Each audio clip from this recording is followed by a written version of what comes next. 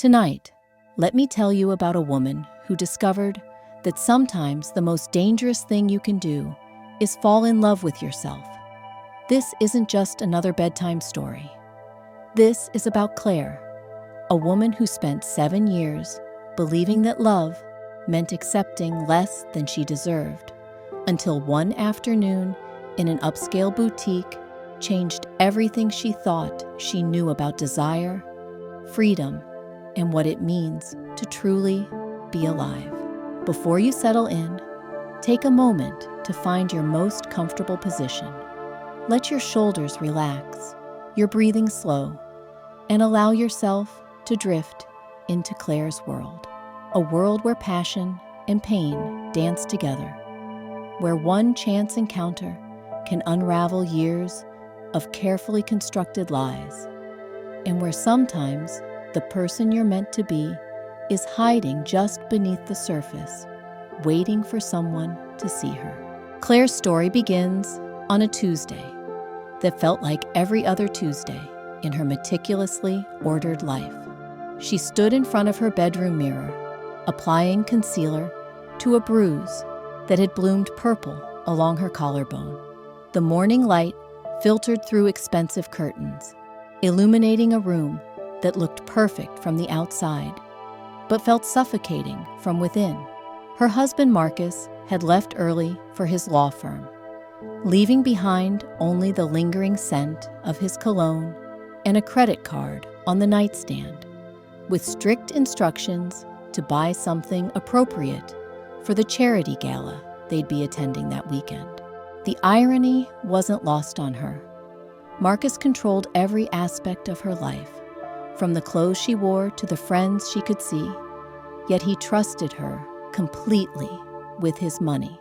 Perhaps because he knew that after 7 years of marriage, she'd been trained well enough to never step out of line. The bruise throbbed as she pulled on a silk blouse, chosen specifically for its high neckline. She'd become an expert at hiding the evidence of Marcus's temper, at making excuses for his behavior, at convincing herself that this was simply what marriage looked like. But something felt different that Tuesday morning. Maybe it was the way the sunlight hit her face in the mirror, or the fact that she dreamed of running through an endless field the night before, her hair wild and free. Whatever it was, Claire found herself lingering in front of the mirror longer than usual, studying the woman looking back at her. When had her eyes become so dull? When had her smile become so practiced, so empty of genuine joy? The boutique Marcus had recommended sat nestled between a high-end jewelry store and an art gallery in the most exclusive shopping district downtown. Claire had driven past it countless times, but never ventured inside. The windows displayed elegant evening gowns that seemed to whisper promises of glamour and sophistication. As she pushed open the heavy glass door, a soft chime announced her arrival, and she was immediately enveloped by the subtle fragrance of vanilla and sandalwood. The interior was a study in understated luxury. Soft lighting cast everything in a warm golden glow, while classical music played at just the right volume to create an atmosphere of refined intimacy. Silk dresses hung like works of art, each one carefully curated and impossibly expensive. Claire ran her fingers along a midnight blue gown, marveling at the way the fabric seemed to shimmer with its own inner light.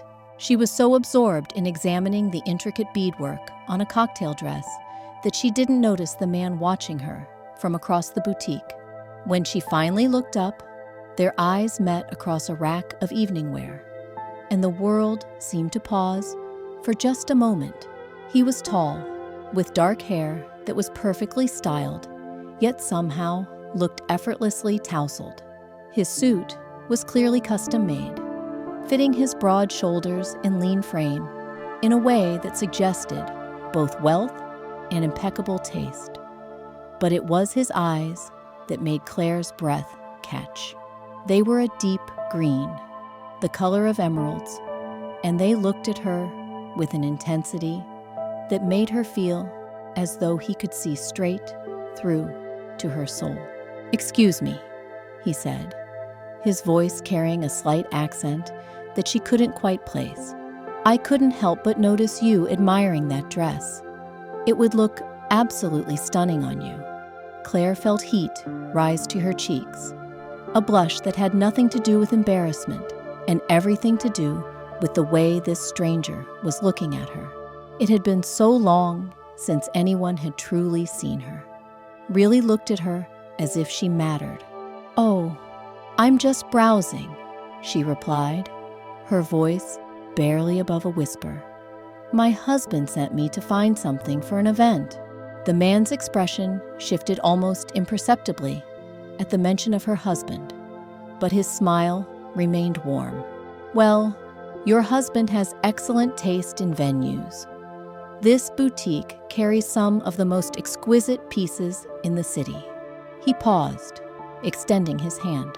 "I'm Alexander, by the way, Alexander Dimitrov."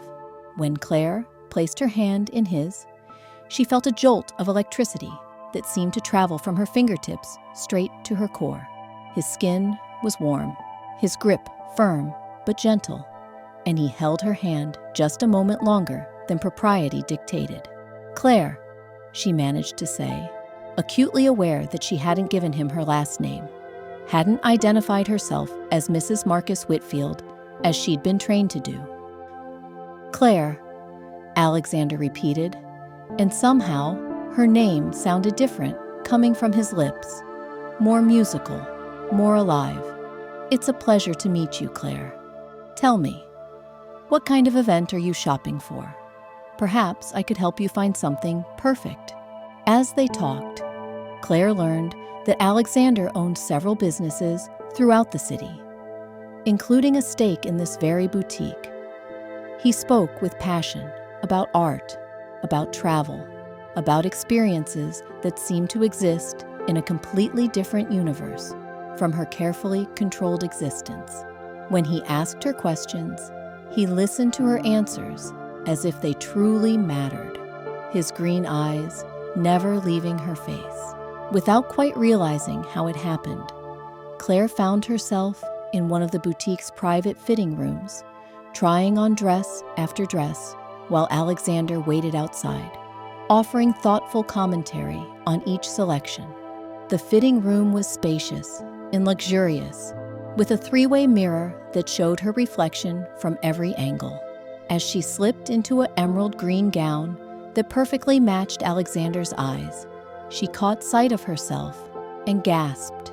The woman in the mirror looked radiant, alive in a way Claire hadn't seen in years. The dress hugged her curves in all the right places, the color bringing out the warmth in her skin and the gold flecks in her brown eyes. For the first time in longer than she could remember, she felt beautiful, not just presentable, not just appropriate, but genuinely, breathtakingly beautiful. "How does it fit?" Alexander's voice came from just outside the curtain, and Claire could hear the genuine concern in his tone. "It's perfect," she called back, and meant it. When she emerged from the fitting room, the look on Alexander's face confirmed what she'd seen in the mirror.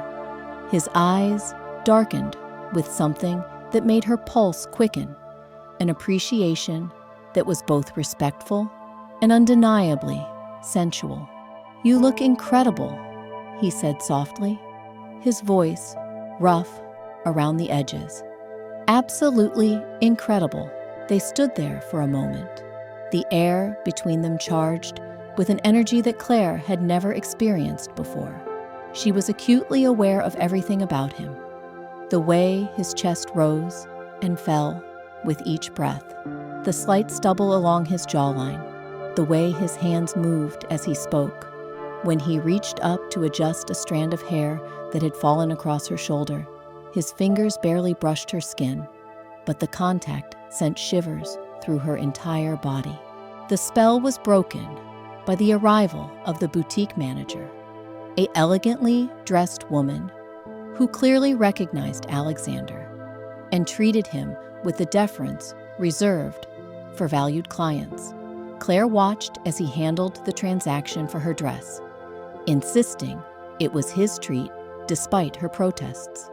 The ease with which he spent what amounted to 3 months of her personal allowance should have intimidated her, but instead, it made her curious about this man, who seemed to exist in a world where such generosity was effortless. As they prepared to leave the boutique, Alexander turned to her with an expression that was both hopeful and hesitant. "Claire, I know this might be forward, but would you like to have coffee with me? There's a wonderful little cafe just around the corner, and I find myself reluctant to let this afternoon end." Every rational part of Claire's mind screamed that she should politely decline, should thank him for the dress, and return home to prepare dinner for Marcus as she did every evening. But standing there in that boutique, wearing a dress that made her feel like the most beautiful woman in the world, looking into the eyes of a man who saw her as more than just an extension of her husband, she found herself nodding. "I'd like that very much," she heard herself say, and the smile that spread across Alexander's face was like sunshine breaking through storm clouds. The cafe he led her to was tucked away down a narrow cobblestone alley, the kind of hidden gem that only locals knew about. It was intimate without being cramped, with exposed brick walls lined with books and artwork from local artists. Alexander chose a corner table where they could talk without being overheard, and Claire found herself relaxing in a way she hadn't in years. Over perfectly crafted lattes and delicate pastries, their conversation flowed with an ease that surprised her. Alexander told her about his childhood in Eastern Europe, about building his business from nothing, about his love for classical music and modern art.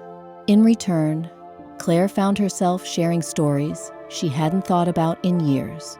Her dreams of becoming a teacher before she married Marcus, her love of reading, the way she used to paint watercolors until her husband convinced her it was a waste of time. As the afternoon wore on, Claire became increasingly aware of the way Alexander looked at her when she spoke, as if her words were precious things worth treasuring. When she laughed at one of his stories about a disastrous business meeting, his face lit up with such genuine pleasure that she realized no one had ever seemed so delighted by her happiness. The conversation took a more serious turn when Alexander noticed her unconsciously rubbing her collarbone, where the bruise lay hidden beneath her blouse. His eyes sharpened with concern, and when he asked if she was all right, Claire felt the careful walls she'd built around her pain beginning to crumble. "I'm fine," she said automatically, the response so practiced it came without thought. But something in Alexander's expression told her he wasn't buying the careful lie she'd perfected over the years. "Claire," he said gently, leaning forward slightly. His voice carried a warmth that made her chest tighten with emotions she'd buried so deep she'd forgotten they existed. "You don't have to pretend with me. I can see there's pain behind those beautiful eyes." The kindness in his voice nearly undid her. When was the last time someone had spoken to her with such genuine concern? Marcus's voice carried commands, expectations, criticism. Her friends, the few she was still allowed to see, spoke in careful pleasantries that skated over the surface of real emotion. But Alexander's words reached something deep inside her that had been starving for acknowledgement. She found herself telling him about her marriage, though she carefully edited the worst parts. She spoke of feeling invisible, of dreams deferred until they'd withered completely, of a life that looked perfect from the outside, but felt hollow within. Alexander listened without judgment, his green eyes never leaving her face, occasionally reaching across the small table to brush his fingers against hers in gestures of comfort that sent electricity racing through her veins. As the sun began to set, painting the cafe in shades of amber and gold, Claire realized she'd been talking for hours. The confession felt dangerous and liberating all at once, like standing at the edge of a cliff and contemplating flight. Alexander had shared pieces of his own story too, speaking of loneliness despite success, of searching for something real in a world full of surface connections. "I should go," Claire whispered, though every fiber of her being rebelled against the words. "Marcus will be expecting dinner." Alexander's jaw tightened, almost imperceptibly, at the mention of her husband. "Of course," he said, but his hand covered hers completely, his thumb tracing gentle circles across her knuckles. "Claire, before you leave, I want you to know something. You deserve to be cherished, to be seen, to be valued for the extraordinary woman you are. Don't let anyone convince you otherwise." The intensity in his voice made her heart race.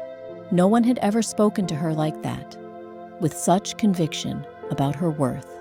She felt tears prick at her eyes, not from sadness, but from the overwhelming relief of being truly seen after years of invisibility. When they finally stood to leave, Alexander helped her into her coat, his hands lingering on her shoulders. The simple gesture felt more intimate than anything she'd experienced in years of marriage. As they walked back toward where her car was parked, the evening air cool against her flushed cheeks, Claire felt as though she was walking in a dream.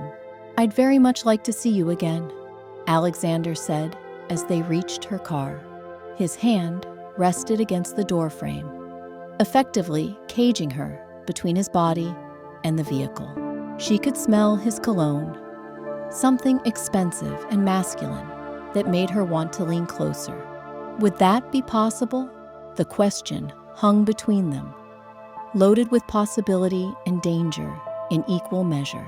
Claire knew she should say no, should thank him for a lovely afternoon, and drive away to resume her carefully controlled existence. But looking up into his eyes, seeing the genuine desire there, she felt something inside her crack open. "Yes," she breathed, the word escaping before her rational mind could stop it. "I'd like that very much." Alexander smiled, a slow, devastating expression that made her knees weak. He leaned down, his lips brushing against her cheek, in a kiss that was barely more than a whisper of contact, but it set every nerve ending in her body ablaze. "Tomorrow," he murmured against her ear, his breath warm on her skin. "There's a gallery opening downtown, 7 o'clock. Will you meet me there?" Claire nodded, not trusting her voice to remain steady. As she drove home through the city streets, her reflection in the rearview mirror showed a woman she barely recognized. Her cheeks were flushed, her eyes bright with something that looked suspiciously like hope. The emerald dress lay across the passenger seat like a promise of transformation. The house she returned to felt smaller somehow, more oppressive than usual. Marcus was already home, seated at his desk in the study, barely looking up when she entered. "Did you find something appropriate?" he asked, without lifting his eyes from his papers. "Yes," Claire replied, her voice steadier than she expected. "Something perfect." That night, as she hung the emerald dress in her closet, next to rows of conservative suits and modest dresses, Claire caught sight of herself in the mirror again. The woman looking back at her was different from the one who had left that morning. There was something awakened in her eyes, a spark that had been dormant for far too long. She touched her cheek where Alexander had kissed her, the skin still tingling from his touch. For the first time in 7 years, she felt truly alive. The gallery opening the following evening existed in a world Claire had forgotten could be hers. The space buzzed with creative energy, filled with artists and collectors discussing pieces that challenged conventions and celebrated bold expression. Alexander had chosen a simple black dress from her existing wardrobe, but somehow, in this environment, surrounded by beauty and passion, she felt as radiant as she had in the boutique. Alexander appeared at her side as if summoned by her thoughts, devastating in a charcoal suit that emphasized his tall frame. "You came," he said, and the relief in his voice suggested he'd worried she might change her mind. "I almost didn't," Claire admitted, then immediately wondered why she'd confessed such a thing. "What changed your mind?" he asked, guiding her toward a striking painting that seemed to capture the exact moment between sunset and darkness. "I realized I was tired of being afraid," she said, surprising herself with the honesty. "Tired of living like I was already dead." Alexander's hand found the small of her back, a touch so light it might have been accidental, but Claire felt it like a brand.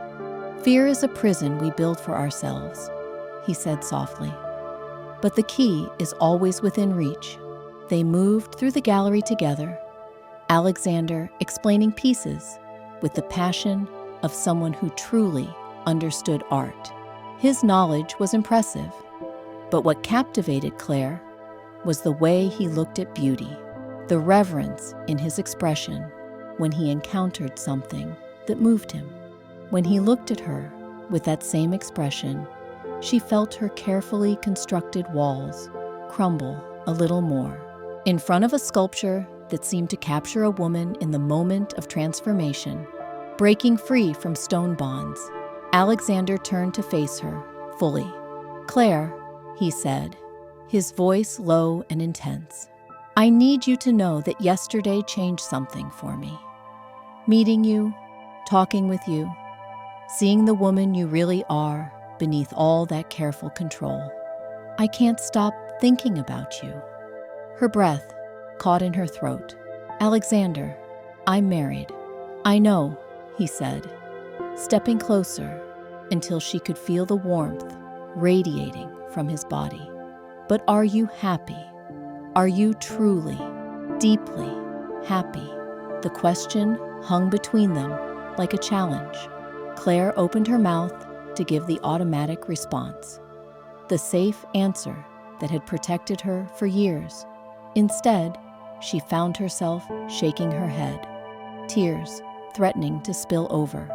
"Then let me show you what happiness could look like," Alexander whispered, his hand cupping her cheek with infinite gentleness. "Let me show you how you deserve to be treated, how you deserve to be loved." The kiss, when it came, was nothing like the perfunctory pecks Marcus occasionally bestowed. Alexander's lips were warm and firm against hers, moving with a reverence that made her feel precious, cherished. His hand tangled in her hair, while the other pressed against the small of her back, drawing her closer until there was no space left between them. Claire had never known a kiss could be both gentle and consuming, that it could communicate so much without words. When they finally broke apart, both breathing hard, Claire felt as though she'd been awakened from a long sleep. The gallery continued to buzz around them, but she was aware only of Alexander's eyes on her face, reading her expression with the intensity of a man trying to memorize every detail. "Come with me," he said softly. "Not forever, not for anything you're not ready for. Just for tonight. Let me show you how beautiful you are, how alive you can feel."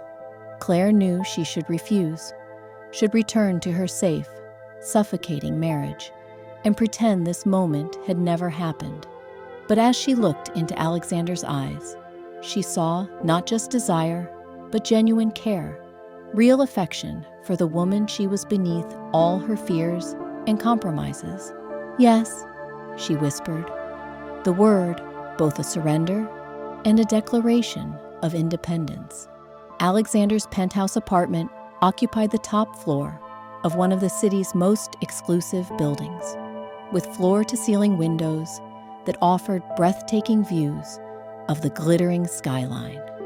But Claire barely noticed the luxury surrounding her, too focused on the man who moved with quiet confidence as he poured wine and lit candles throughout the space. "You're nervous," Alexander observed, approaching her with 2 glasses of wine. His voice held no judgment, only understanding. "Terrified," Claire corrected, accepting the glass with hands that trembled slightly. "I haven't done this before. I mean, I've never been unfaithful?"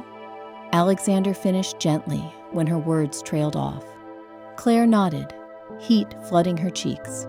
"I know that probably makes me seem naive. It makes you loyal," Alexander said, setting down his wine and taking her face in his hands. "It makes you honorable, and it makes tonight even more precious, because I know you're choosing to be here, despite everything you've been taught to believe." His thumbs brushed across her cheekbones as he spoke, and Claire found herself leaning into the touch like a flower turning toward sunlight. "I want to take care of you tonight," Alexander continued, his voice dropping to that low register that made her pulse quicken. "I want to show you pleasures you've never experienced, make you feel things you've never felt, but only if that's what you want too." The question in his eyes was clear, giving her every opportunity to change her mind, to walk away. Instead, Claire set down her own wine glass and stepped closer, her hands resting against his chest, where she could feel his heartbeat, strong and steady, beneath her palms. "Show me," she whispered, and watched as something dark and wonderful flared in Alexander's eyes. He kissed her again, slower this time, more thorough, as if he had all the time in the world to explore her mouth. His hands roamed her body with reverent touches, mapping every curve through the fabric of her dress while murmuring words of appreciation that made her feel like a goddess. When he finally began to undress her, his movements were deliberate and worshipful, each revealed inch of skin receiving the attention of his lips and hands. Claire had never known that desire could build so slowly, so completely. Alexander seemed determined to discover every sensitive spot on her body, every touch that made her gasp or arch against him. He worshipped her with a patience that was both maddening and intoxicating, building her pleasure layer by layer until she felt she might dissolve from the intensity of sensation. When Alexander finally carried her to his bedroom, Claire felt as though she was floating in a dream she never wanted to wake from. The room was bathed in soft moonlight, streaming through massive windows, and candles flickered on every surface, casting dancing shadows that seemed to celebrate their union. The bed itself was enormous, covered in silk sheets that felt like liquid against her skin as he laid her down with infinite care. "You're so beautiful," Alexander whispered, his voice rough with desire as he traced patterns across her bare shoulders. "So perfect, so responsive to my touch." Claire had never felt beautiful before, not truly. Marcus had made her feel like an obligation, a trophy to be displayed, but never truly appreciated. But under Alexander's intense gaze, she felt radiant, powerful, desired in ways she'd never imagined possible. When he kissed her throat, finding that sensitive spot just below her ear, she arched against him with a soft cry that seemed to come from her very soul. The way Alexander made love to her was nothing like what she'd experienced in her marriage. Where Marcus was hurried and selfish, Alexander was patient and generous. He seemed to find genuine pleasure in her pleasure, his own desire building, as he watched her discover sensations she'd never known her body was capable of experiencing. He whispered endearments in multiple languages, his accent becoming more pronounced as passion overtook him. Time seemed suspended as they explored each other with growing urgency. Alexander's hands knew exactly where to touch, how much pressure to apply, when to be gentle, and when to be demanding. He brought her to heights of ecstasy she'd only read about in forbidden novels, then held her as she trembled in the aftermath, murmuring words of praise and affection that made her heart ache with their tenderness. When Claire finally drifted off to sleep in Alexander's arms, she felt more at peace than she had in years. His body was warm and solid against hers, his breathing steady and comforting. For the first time since her wedding day, she fell asleep without fear, without the constant tension that had become her default state. She woke to the scent of coffee and something delicious cooking, sunlight streaming through windows she didn't recognize. For a moment, panic seized her as reality crashed back. She was naked in a strange bed, her body still humming with the memory of Alexander's touch. She should feel guilty, ashamed, terrified of what Marcus would do if he discovered her betrayal. Instead, she felt alive in a way that was almost overwhelming. Alexander appeared in the doorway, carrying a tray laden with breakfast, and the smile that spread across his face when he saw her awake was like sunshine after years of storms. He wore only silk pajama pants, his chest bare, and Claire felt her mouth go dry at the sight of him in the morning light. "Good morning, beautiful," he said, setting the tray on the bedside table before leaning down to kiss her forehead with tender affection. "I was hoping you'd stay long enough for breakfast." Claire glanced at the clock and felt her stomach drop.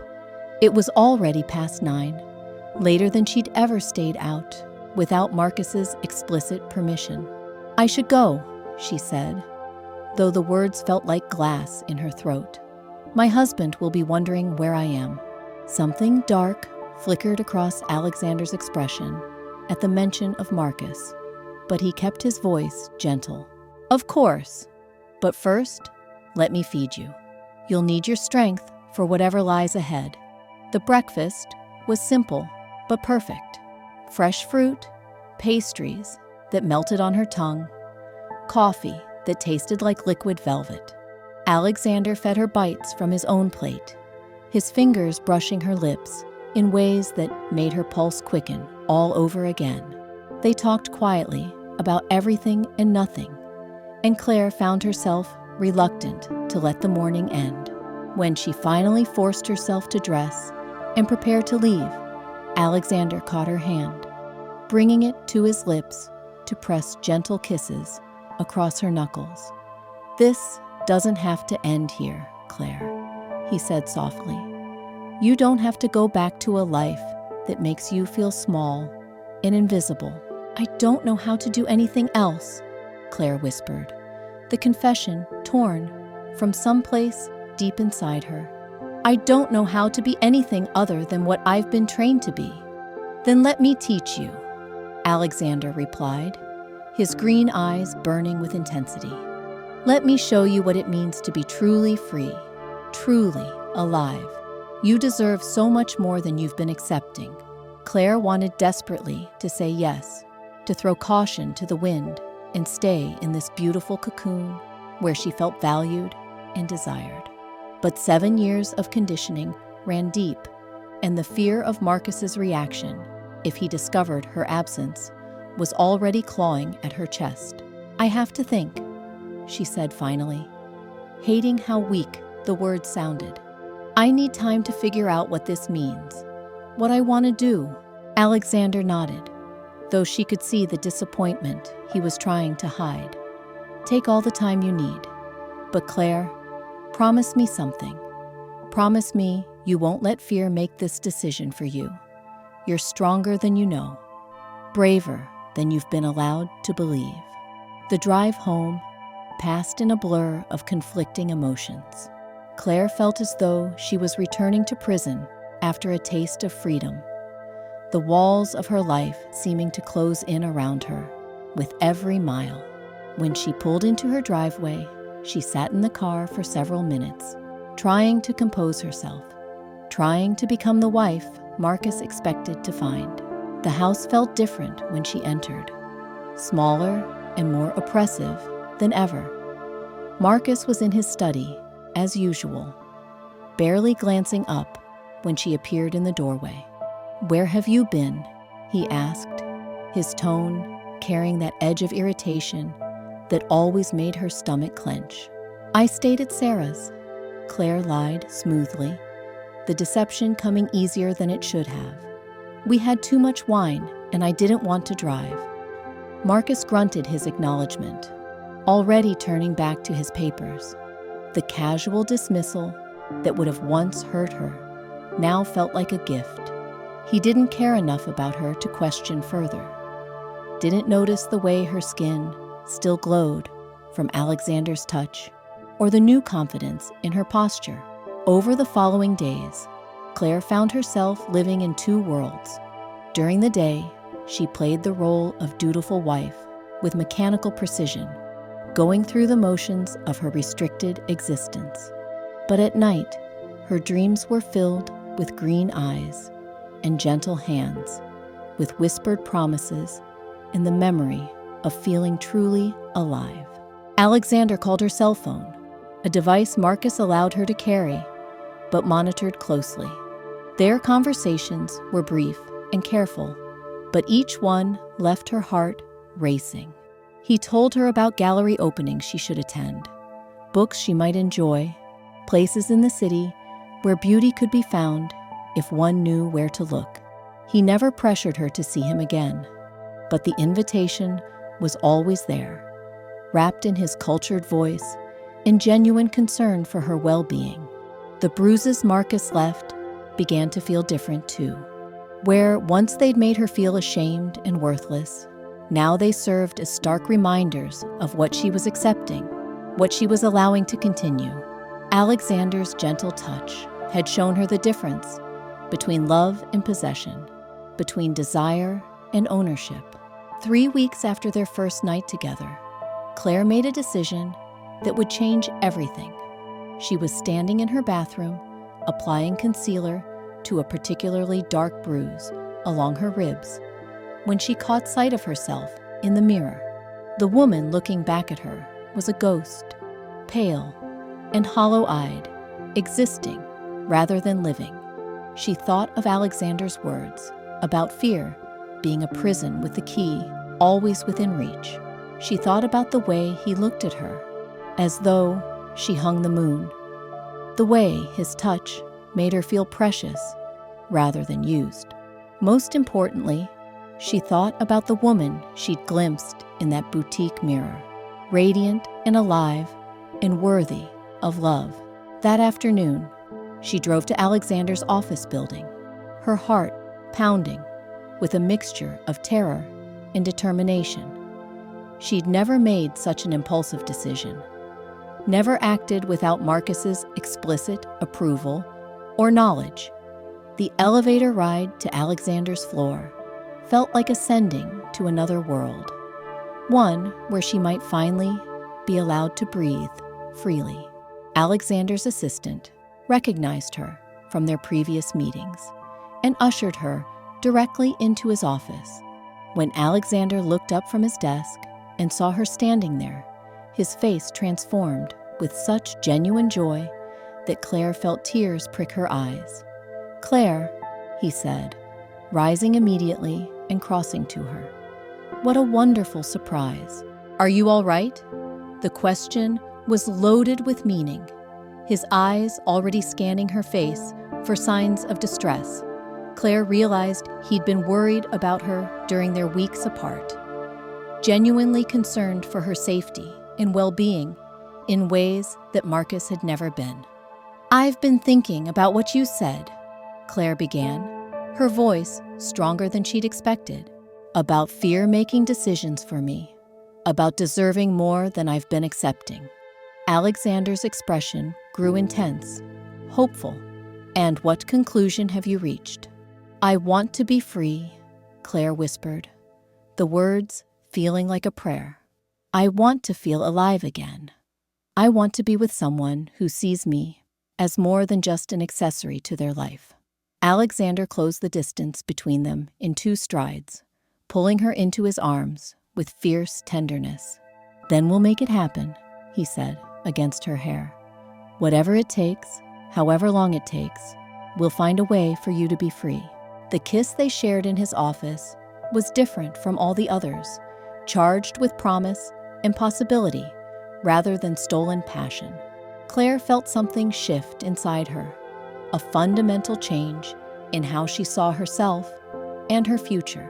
For the first time in 7 years, she had hope. There's something I need to tell you, Alexander said, when they finally broke apart. His hands framed her face as he spoke, his thumbs brushing away tears she hadn't realized were falling. I've been doing research, quietly making inquiries. There are ways to leave safely, resources available for women in your situation. You don't have to face this alone. The revelation that he'd been thinking practically about her situation, planning for her freedom even when she hadn't been able to imagine it herself, made Claire's chest tight with emotion. No one had ever fought for her before, had ever seen her as worth saving. What would that look like? She asked, hardly daring to hope. Legal protection, financial independence, a safe place to stay while the divorce proceedings move forward, Alexander replied, his voice steady and reassuring. I have connections, resources. More importantly, I have absolute faith in your strength to see this through. Claire felt something inside her chest unfurl, like a flower that had been pressed flat, finally allowed to bloom. It would mean scandal, she said. Marcus won't let me go quietly. Let him make all the noise he wants, Alexander said fiercely. The truth has a way of coming to light, and men like your husband have usually left plenty of evidence of their true nature. The plan they crafted over the following weeks was careful and methodical. Alexander introduced Claire to a lawyer who specialized in difficult divorce cases, a woman whose office was warm and welcoming, whose eyes held understanding rather than judgment. Together, they began documenting years of abuse, gathering evidence, building a case that would protect Claire and ensure her freedom. The lawyer, Maria Santos, was a force of nature disguised as an elegant professional. She listened to Claire's story with compassionate attention, asking pointed questions that helped Claire see patterns she'd been too close to recognize. Under Maria's guidance, Claire began photographing her injuries, keeping detailed records of Marcus's controlling behavior, building a foundation for the new life she was determined to claim. Alexander was her constant support through the process, offering encouragement when her courage faltered, holding her when the magnitude of what she was attempting felt overwhelming. He never pushed, never demanded more than she was ready to give, but his presence was a steady reminder that she had someone in her corner, someone who believed in her strength even when she doubted it herself. The night before Claire planned to serve Marcus with divorce papers, Alexander took her to dinner at a small restaurant overlooking the harbor. The evening was perfect, warm and clear, with stars beginning to appear in the darkening sky. They sat on the terrace, sharing wine and quiet conversation, and Claire felt a peace she'd never known settling over her. Are you ready for tomorrow? Alexander asked, reaching across the table to take her hand. I'm terrified, Claire admitted, but I'm also more ready than I've ever been for anything in my life. Alexander brought her hand to his lips, pressing a gentle kiss to her palm. Whatever happens, Remember that you're not alone in this. You have people who care about you, who want to see you happy and free. I love you, Claire said suddenly, the words spilling out before she could stop them. I know it's complicated. I know the timing is terrible. But I needed you to know. Alexander's smile was radiant, transforming his entire face. I love you too, he replied without hesitation. I fell in love with you that first day in the boutique, watching you discover your own beauty. I'll love you through whatever comes next. They made love that night, with an intensity born of anticipation and promise. Every touch was a celebration of the courage Claire had found. Every kiss, a pledge of the future they were fighting to build together. When Claire fell asleep in Alexander's arms, she dreamed not of fields where she ran free, but of a life where freedom was no longer something to dream about, but something she lived every single day. The next morning dawned bright and clear, as if the universe itself was celebrating Claire's decision to choose life over mere existence. As she prepared to return home and face the most difficult conversation of her life, Alexander held her close, whispering words of love and encouragement that she carried with her like armor. Remember, he said as she prepared to leave, you are stronger than you know, braver than you believe, and more loved than you've ever imagined. Today isn't an ending, Claire. It's the first day of the rest of your life, of the rest of your life. The morning arrived with golden light streaming through Alexander's penthouse windows, and Claire felt the weight of destiny settling around her shoulders like a silk shawl. She dressed carefully in one of the outfits Alexander had helped her choose weeks ago, a navy blazer that made her feel powerful, confident in ways she'd forgotten were possible. Her reflection showed a woman transformed, eyes bright with determination rather than dulled by resignation. The drive back to her house felt like traveling between two different universes. With every mile, the architecture of her old life pressed closer, threatening to reclaim her. But the divorce papers tucked safely in her purse reminded her that today marked the beginning of her emancipation. Maria Santos had prepared everything meticulously, ensuring Claire would be protected legally and financially from Marcus's inevitable fury. As Claire stood on the threshold of her old life, papers in hand and love in her heart, she understood that courage isn't the absence of fear, but the decision that something else matters more.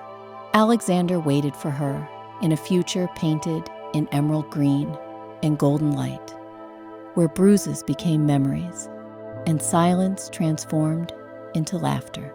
Tonight, as you drift toward sleep, remember Claire's truth. Sometimes the most dangerous thing you can do is fall in love with yourself, because when you finally see your own worth reflected in someone else's eyes, when you taste freedom after years of captivity, you discover that the woman you were meant to be was always there, waiting patiently for someone brave enough to set her free. Sweet dreams.